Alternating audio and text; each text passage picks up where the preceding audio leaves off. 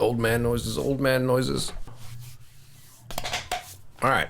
Hey guys, Aaron Sapp here. You might be wondering why the hell, after 8 years that musical sampling has been open, have you only now decided to put your ugly mug on camera? The reason is interesting. First and foremost, I'm actually a pretty private guy. I don't like putting myself out there. But more to the point, I have personally never been a fan of watching and or listening to a developer talk at length about their product before playing a single note of the instrument. And find myself sort of, often skimming through the video to hear something from their library. Also, things like how it was recorded by whom, at whatever venue or studio, microphones used, all of that stuff doesn't really matter to me. All I care about is, does it sound good?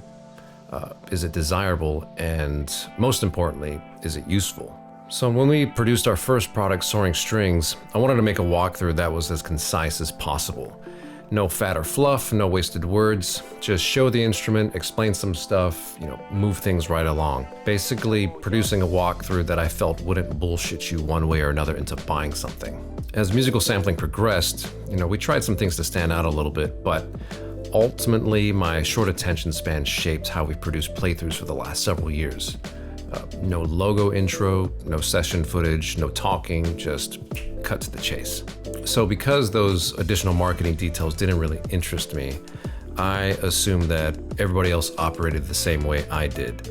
And I think we all do, to a point. There is something to be said about sharing the experience with you guys. I live and breathe this stuff every day.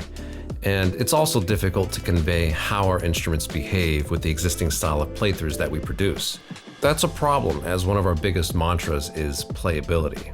Now, while we will continue to try and produce lean content, I think videos of live demonstrations, some behind-the-scenes stuff and discussions will only work to serve you while you do your due diligence researching. Plus, I gotta justify purchasing all of this fancy camera gear. The irony is I'm doing a lot of talking right now and not really showing anything, so let's check out our latest instrument, the Upright. Tell you what, man, I have a newfound respect for YouTubers with beautiful looking footage because dialing this stuff in is quite a challenge. All right, let's check out the main star of the show, the Master Legato patch. Here we go.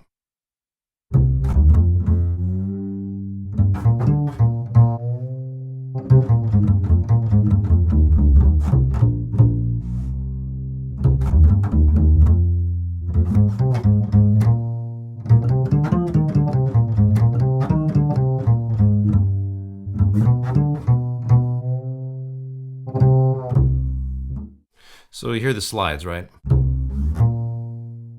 And you can control the start times of those slides with the mod wheel. So here's the full slide. Move it up a little bit.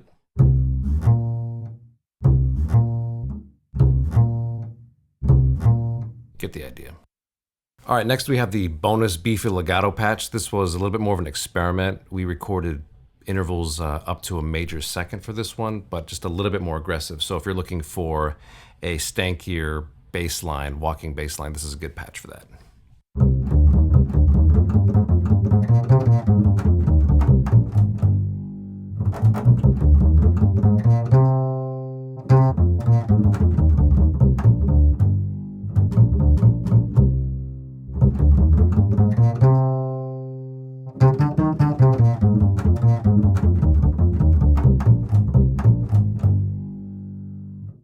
All right, this is the Performance Sustains patch, more of your run-of-the-mill sustains patch with 4 velocity layers.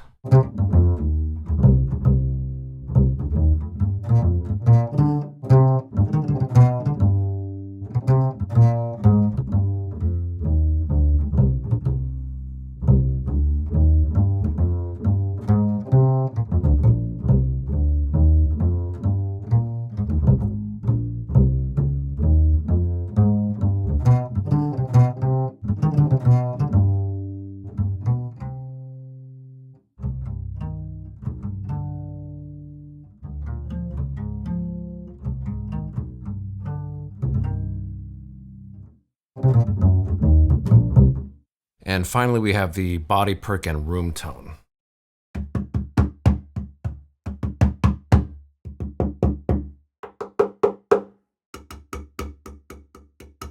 You got some fret slides, longs up and down, medium, short, and room tone. Of course, it sounds like crap at that volume, but if you feather it in under the mix, just enough, it does add a nice little sense of presence in there. And this is all mapped an octave below the playable range of the bass, so if you want to arm both tracks and, jam away, you can.